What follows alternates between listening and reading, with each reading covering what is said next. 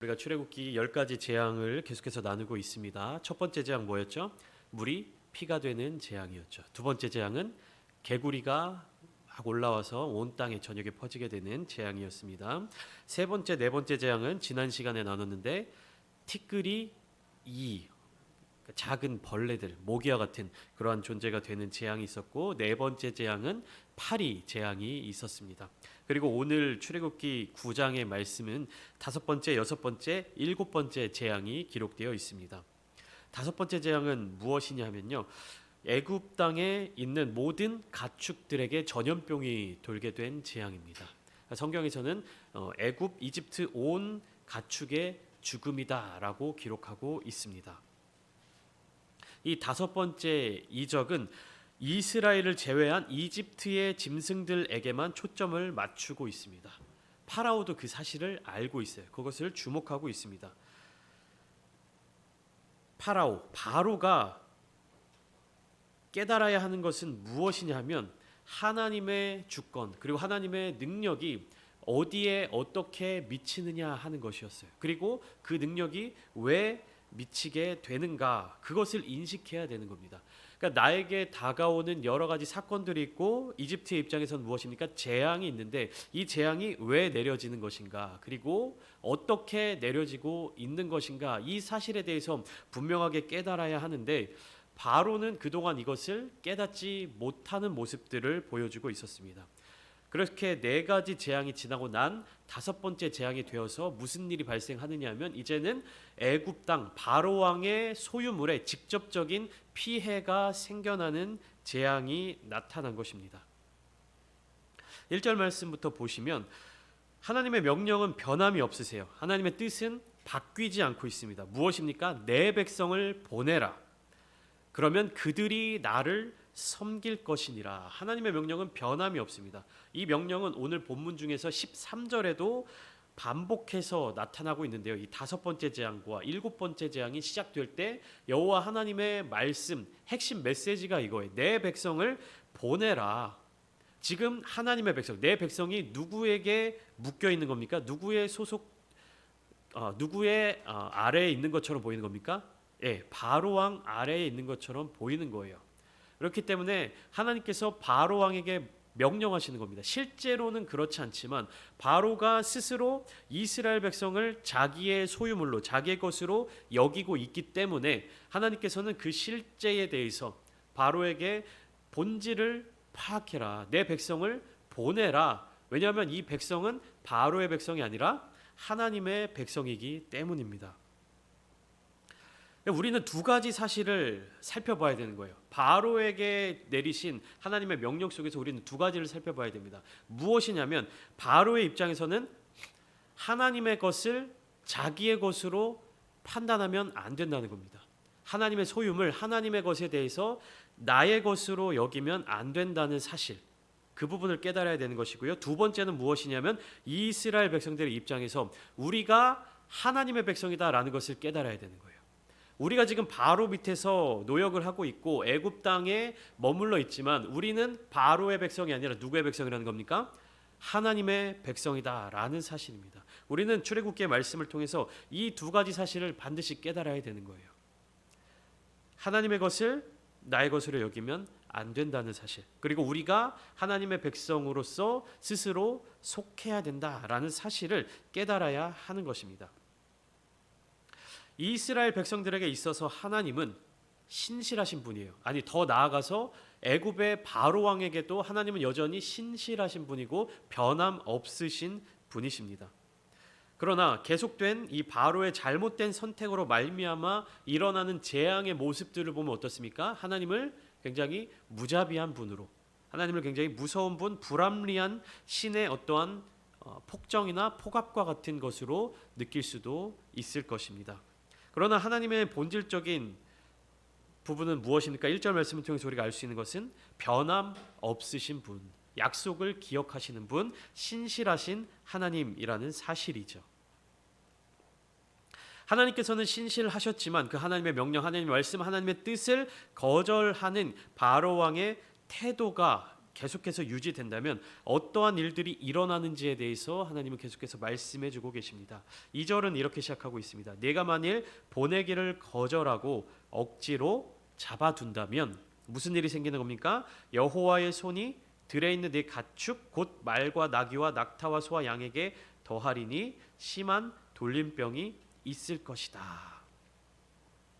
좀 전에 말씀드렸던 것처럼 첫 번째 재앙부터 네 번째 재앙까지는 그냥 불편하고 더럽고 징그러운 것들에 그쳤다면 이 다섯 번째 재앙은 무엇이 예고되고 있는 것입니까? 실제적인 죽음이 예고되고 있는 것입니다. 그리고 재산에 어떠한 피해가 생겨나게 되는 재앙인 것이죠. 참으시고 인내하시는 하나님께서는 10가지 재앙 중에 이 다섯 번째 재앙에 이르러서야 이와 같은 재앙을 내리신 것이에요. 그러니까 무슨 말씀이냐면 빨리 하나님께로 돌아오는 것, 빨리 깨닫고 하나님께로 돌이키는 것이 사람에게 유익인 것입니다.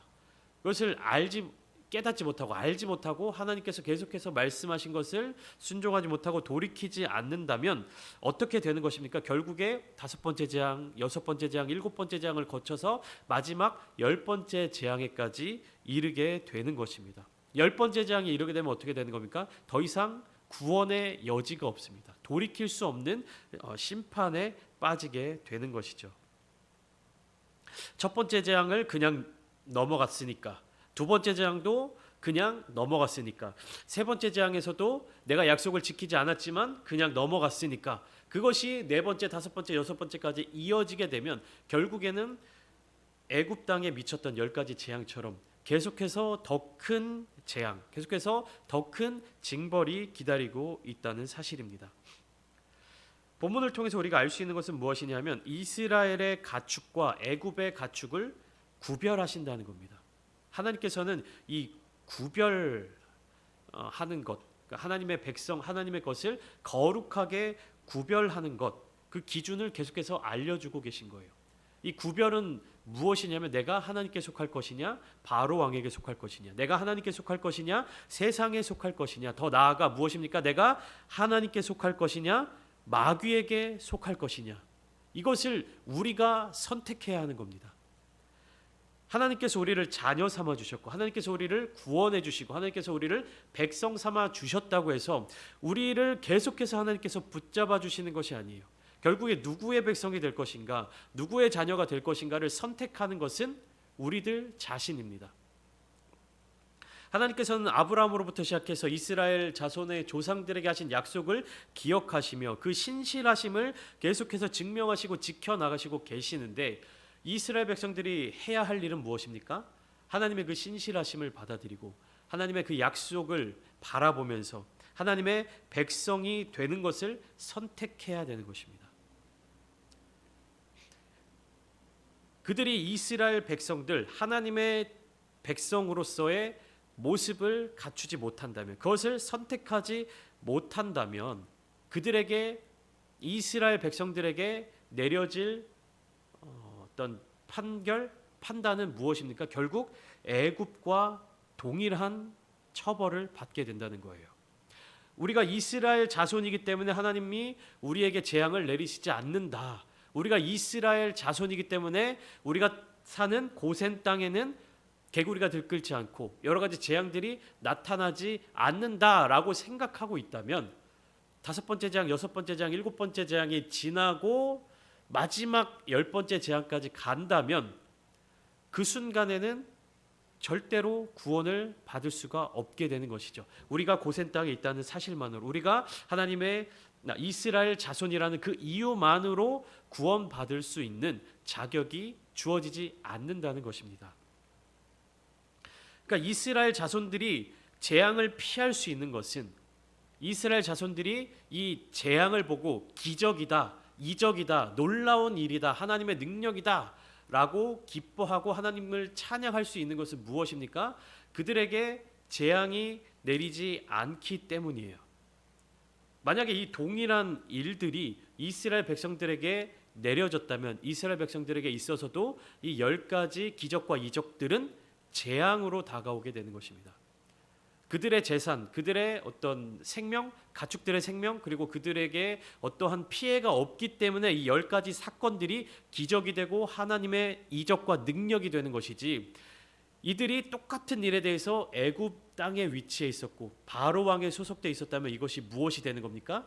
재앙이 되는 겁니다. 그러니까 구별된다는 것이 굉장히 중요한 것이에요. 하나님께서는 하나님께 속한 백성과 그렇지 않은 백성을 구분하시고 그의 백성들을 지켜주시는 겁니다. 그러니까 하나님의 백성이 된다는 것은 무엇이에요?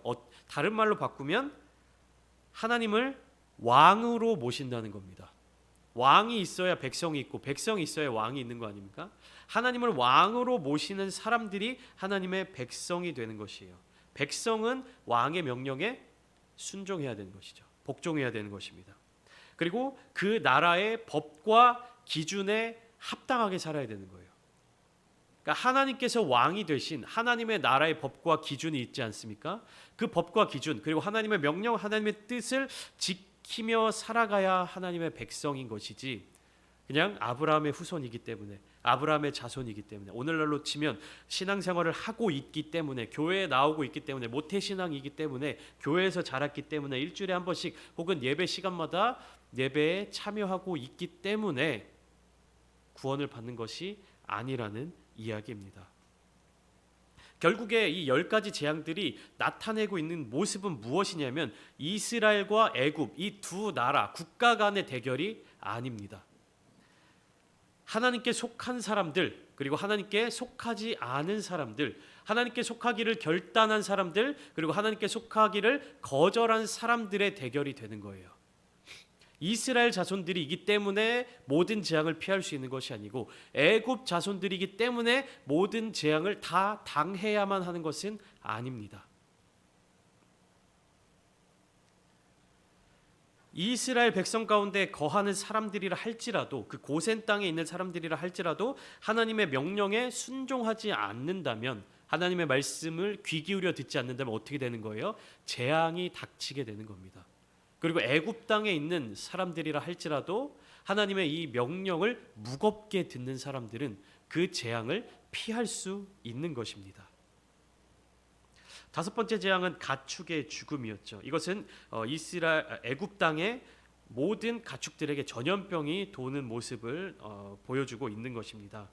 사실상 모든 가축들이 다 죽었다라고 성경을 기록하고 있는데 6절 말씀에 보면 사실은 모든 가축들이 다 죽었다라고 생각하는 것이 아니라 애굽에 있는 모든 가축이 전염병에 걸렸다라고 생각하는 것이 더 타당할 것 같습니다.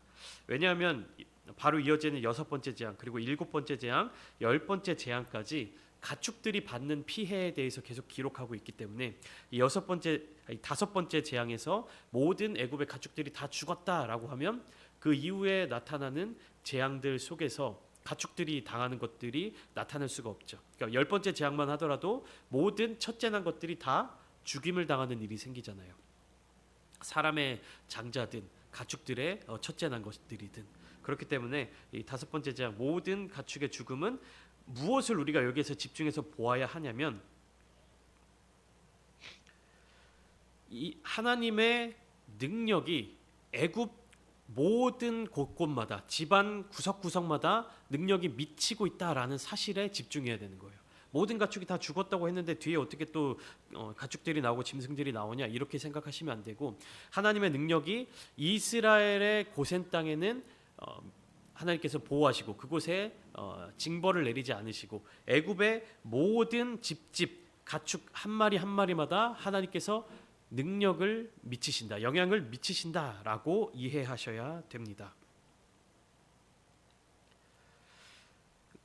여호와 하나님의 이와 같은 능력, 그리고 말씀하시고 말씀하신 그대로 이루시는 능력을 본 사람이라면 여호와 하나님의 능력을 인정하고 그 말씀에 순종해야 되는 것이죠. 이 5번째 재앙에서 나타나는 바로의 독특한 행동이 한 가지가 있습니다. 무엇이냐면 7절 말씀이에요.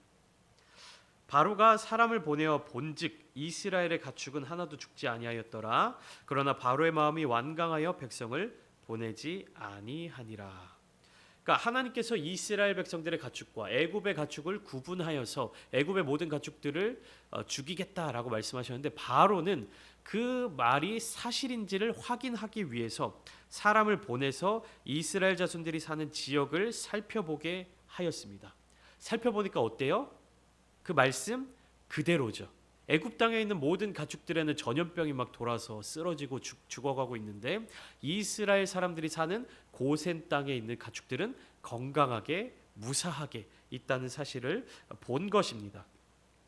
그런데 중요한 것은 무엇이냐면 바로가 그 모습을 보았음에도 불구하고 여호와 하나님의 말씀이 그대로 이루어진 것을 보았음에도 불구하고 마음이 어떻습니까? 완강하였다. 여전히 완강하였어요. 바로의 마음이 계속해서 딱딱해져 가는 겁니다. 그래서 말을 듣지 않고 고집을 부리고 백성을 보내지 않고 하나님의 말씀에 순종하지 못하는 모습을 보이고 있는 거예요.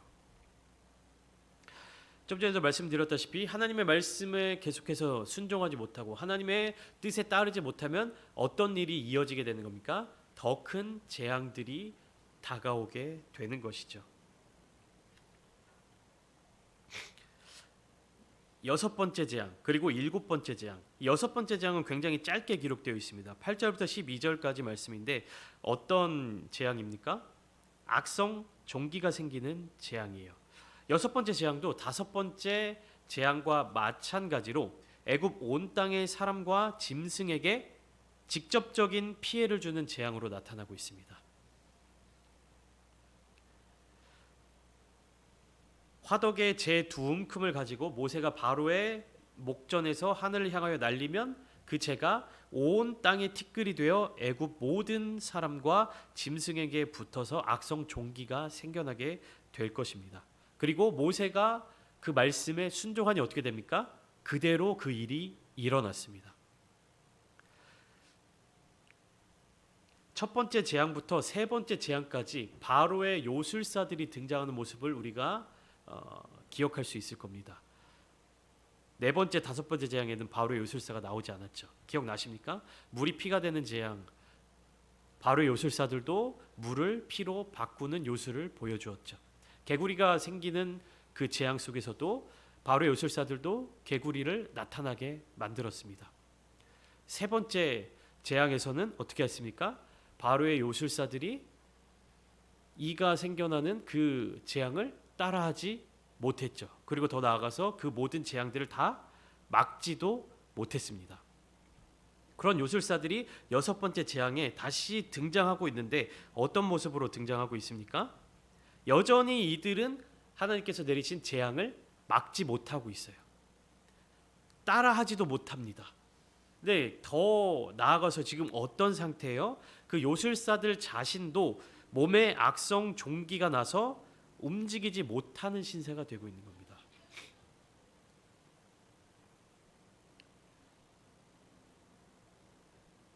그런데 바로의 태도가 어떻습니까? 12절에 여전히 마음이 완악해져 있고 여전히 하나님의 말씀에 순종하지 않았고 여전히 모세와 아론의 말에 귀 기울이지 않고 있는 모습을 볼 수가 있는 것입니다. 뒤이어 일곱 번째 재앙이 13절부터 35절까지 나타나고 있는데요. 일곱 번째 재앙은 10가지 재앙 중에 가장 구체적으로 길게 기록되어 있는 재앙입니다. 그런데 13절 말씀을 보면 1절 말씀에 반복으로 시작되고 있죠. 내 백성을 보내라 그들이 나를 섬길 것이니라. 14절에 보면 재앙의 대상이 누굽니까? 내가 이번에는 모든 재앙을 너와 내 신하와 내 백성에게 내려 온 천하에 나와 같은 자가 없음을 내가 알게 하리라. 재앙의 대상은 바로와 바로에게 속한 사람들 그리고 바로에게 속한 땅입니다. 이게 무슨 말이냐면 바로가 그 자신이 주권을 내려놓지 않는 이상 자신의 어떤 위치에 대해 교만함을 내려놓지 않는 이상 바로에게 속한 애굽의 모든 존재들이 고통을 받게 되는 겁니다. 바로가 하나님께 속한 자가 된다면 바로의 백성들, 바로의 신하들 또한 하나님의 백성으로 나올 수 있겠지만 어떻게 되는 겁니까? 바로는 그 자신의 마음을 계속해서 완악하게 함으로 말미암아 그의 신하들과 그의 백성들까지도 하나님께로 나아가지 못하게 되고 하나님의 재앙 가운데 놓이게 만들고 있는 것이에요. 바로를 세우신 분은 하나님이십니다. 바로를 그 자리에 위치시켜 주시고 바로를 애굽 땅을 통치할 수 있도록 세워 주신 분이 하나님이세요. 바로가 그 사실을 알고 하나님께 속한 자로서의 삶을 살았으면 이러한 재앙이 바로의 땅 가운데 그리고 신하들과 백성들 가운데 나타나지 않았겠지만 바로 왕은 이 사실을 알지 못하고 있었던 겁니다. 15절 16절을 보시면 분명하게 말씀하고 있습니다. 내가 손을 펴서 돌림병으로 너와 내 백성을 쳤더라면 내가 세상에서 끊어졌을 것이나 내가 너를 세웠음은 나의 능력을 너에게 보이고 내 이름이 온 천하에 전파되게 하려 하였음이라. 바로를 애굽 땅의 왕으로 세우신 이유가 무엇이라고요? 하나님의 능력을 보이고 하나님의 이름을 온 천하에 전파하는 것. 하나님을 섬기지 않는, 하나님을 알지 못한, 아니 하나님을 알려고 하지 않았던 바로를 세우신 분도 하나님이셨습니다. 그리고 그것을 통해서 하나님의 능력을 보이시고 하나님의 이름을 온 천하에 전파하는 거예요. 이것은 확실하게 정해진 사실입니다. 하나님의 능력을 보이시는 것과 하나님의 이름이 온 땅에 전파되는 것, 이것은 반드시 이루어지는 기정사실입니다. 바로가 하나님의 말씀에 순종하는 사람이든 하나님의 말씀을 거역하는 사람이든 이것은 반드시 이루어지는 사실이에요. 우리가 에스더서를 나누면서 어떻습니까? 유다인들이 하만의 계략에 의해서 온 유다인들이 다 죽음에 빠지게 되는 상황 속에서 모르드게가 에스더에게 한 말이 무엇입니까? 네가 이 일을 행하지 않으면 유다인들은 다른 데로 말미암아 구원을 얻으리니라고 이야기를 하잖아요. 유다인들이 구원을 받는 일, 하나님께서 유다인들을 구원하시는 일은 이미 정해져 있어요. 그 일을 하는 데 있어서 에스더가 쓰임을 받느냐 안 받느냐는 에스더의 선택인 거예요. 출애굽기도 마찬가지입니다. 하나님의 놀라우신 능력을 증거하고 하나님의 이름을 온 천하에 전파하는 것은 이미 정해져 있는 사실입니다. 근데 바로 왕이 끝까지 하나님에게 저항하면서 하나님의 능력을 계속해서 증명해내는 것이냐, 아니면 하나님의 말씀에 복종하고 순종함으로 말미암아 하나님의 이름을 높이고 하나님의 능력을 나타내는 것이냐.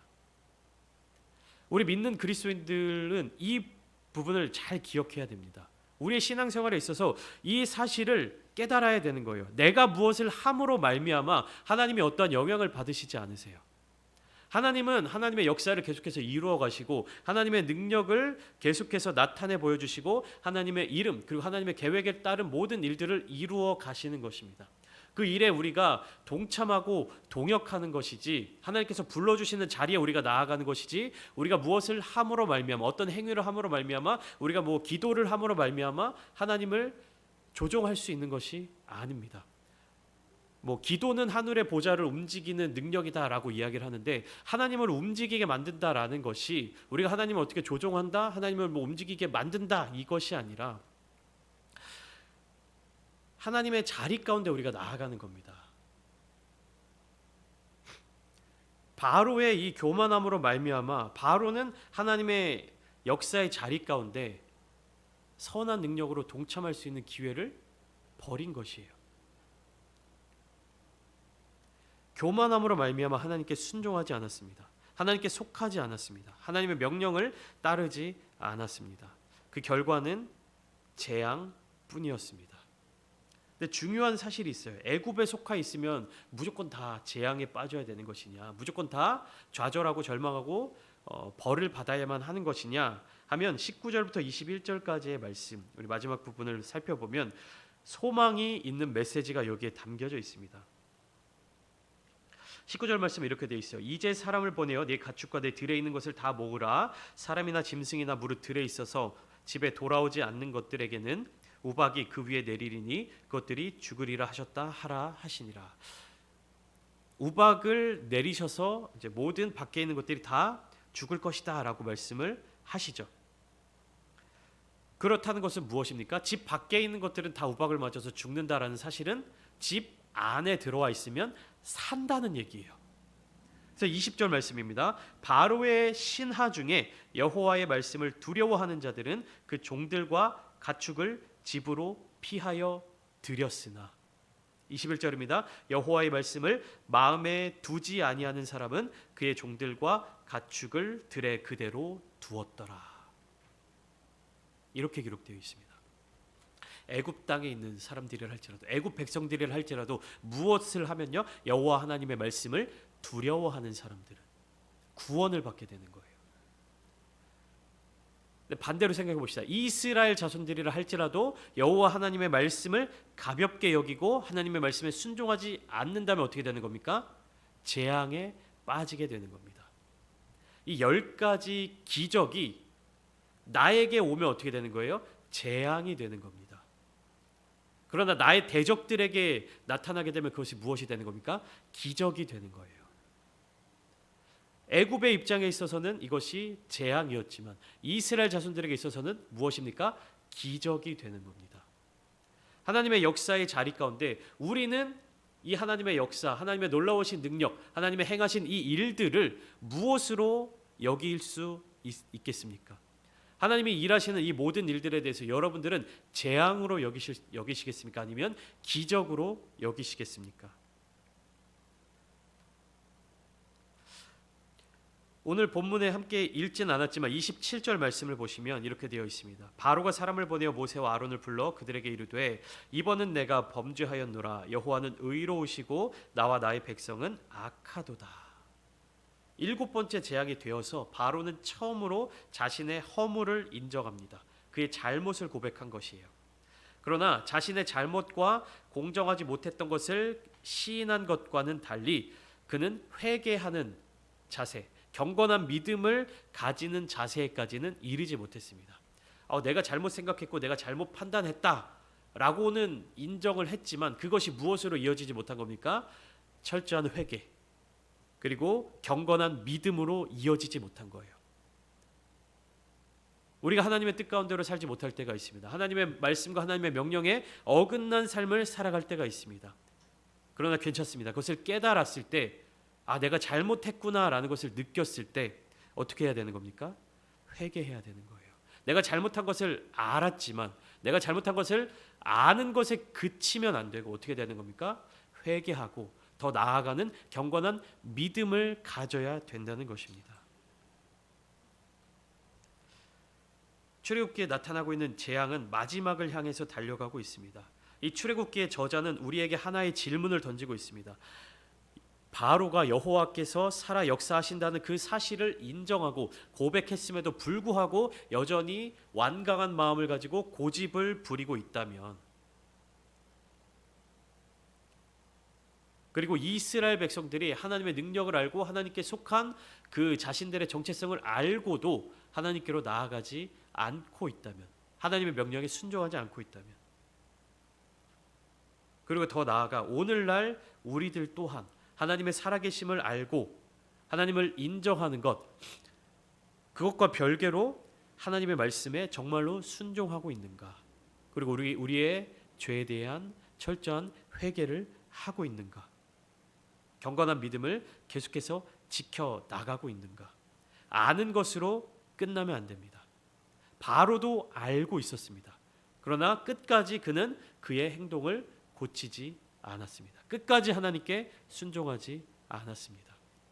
하나님께서 알려주실 때, 하나님께서 보여주실 때, 하나님께서 기회를 주실 때 그 기회를 붙잡아야 합니다. 오늘 이 시간 함께 기도하실 때 하나님, 우리로 하여금 하나님의 뜻을 알게 하시고 하나님께서 우리에게 보여주시는 하나님의 그 마음을 깨닫게 하여 주시어서 하나님의 살아계심과 하나님의 능력을 인정하는 것 그 이상으로 하나님의 말씀에 철저하게 순종하게 하여 주시고 하나님의 역사, 하나님의 뜻 가운데 우리를 사용하여 주시옵소서. 그렇게 기도하시면서 온전한 하나님의 백성으로서, 하나님의 자녀로서 하나님께서 부어주시는 충만한 은혜를 누리시는 저와 여러분들이 다 되시기를 주님의 이름으로 축원합니다.